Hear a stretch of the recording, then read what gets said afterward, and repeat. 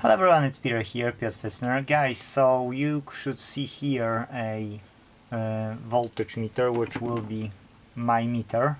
This way you can see it permanently. It's on our website. I can connect to it. I'll show you here. Yes, so on this one I can connect meter, and I've got it here as well. So it's the same story. Yes, it's just that this way you can see and myself and the meter, and you don't have to see what's written here. So if I will, let's say, go and do this, you've got ohms, and now will be 0 ohms when I will touch those. Yes, so it's okay, so it's small gap, but you understand. What we have here is PCB from a laminator, like a commercial industrial type, big size, wouldn't fit here, and that's a transformer for it. There was a radiator insulated here with some washers, and diodes and transistors were uninsulated from it. Now already my technician has taken out the radiator.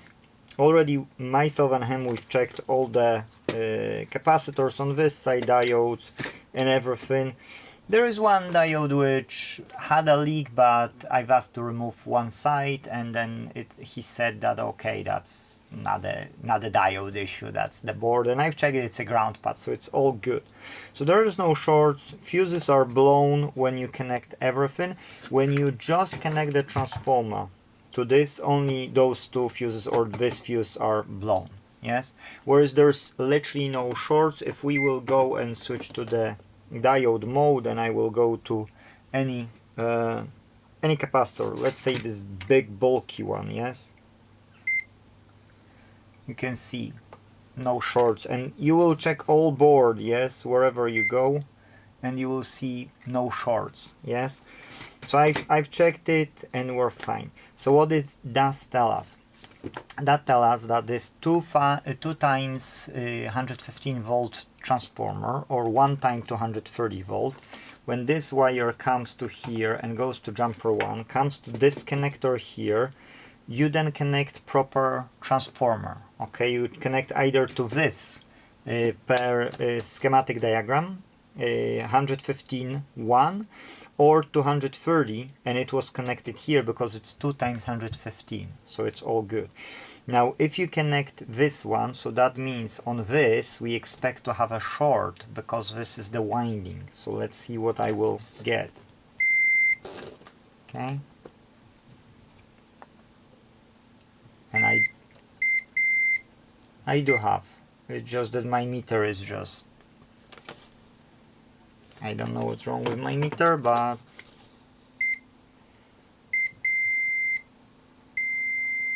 okay, 26 ohms, that's too big. Like for me, yes, in person, it's too big. So either I don't understand something. These are windings which goes to here. Okay, I will need to make another recording with more details on it.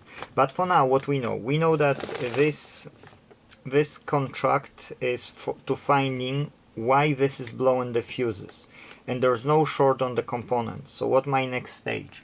My next stage will be to check what are those ICs, all the ICs, and which one is power on. Why? Because when I will power on that IC, let's say, then I might see that something is shorted. So I will do voltage inject. I need to switch off my SMS gateway, actually, why I need it. Yes, OCP and this.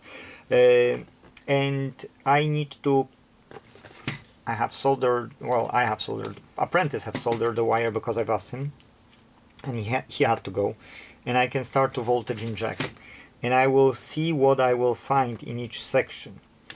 I couldn't find anything with diodes, I couldn't find anything with capacitors, yes, and there is double diode as well, which is fine. Then there are transistors, they are fine, and the bridge rectifier, and it was fine as well.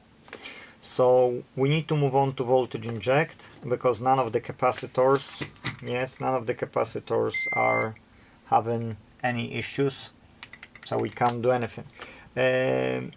I need to figure out this transformer and then supply the power, but I will use a bulb in series because I don't want to blow more fuses. Yes, so the transformer will go, but it will go through this, and then I will be able to check out with thermal camera what is heating up.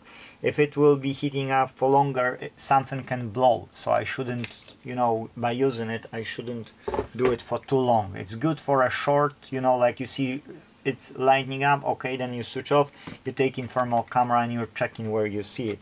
If you can't see it, then you should switch it off, and usually the remnant of the heat is stay on the board for longer, so you still got some remnant of heat visible under the thermal camera.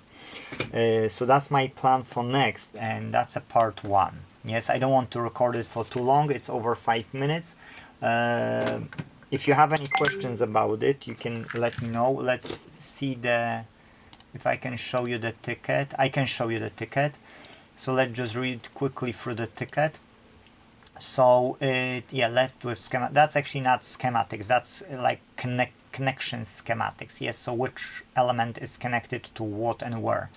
But it's seal EL65 laminator, and the PCB and the transformer, low frequency as we see toroidal. Issue: blow-in fuses when the PCB is connected to the transformer. When all connectors were disconnected, it was blown only fuse 2. No shorts on PCB, because I've done a quick check with the customer, okay? Yeah, I've switched off the meter, that's why it's showing multimeter idle, yes? So you know my next step, what I will be doing, and hopefully we can find an issue for this. I'll record another video what I have found, okay, because we don't know what I will find, and I don't want to take much of your time. I want to make sure when I'm doing it, yes, I've got a bit of focus, so I'd rather record after the diagnosis. Yes, if I will have anything that will be worth recording as a fault, I will record it. If no, I will record you after as a part 2. Yes, so guys, thank you for watching. See you in the next video. Those who like the music, check the description. There is about 10 songs for you.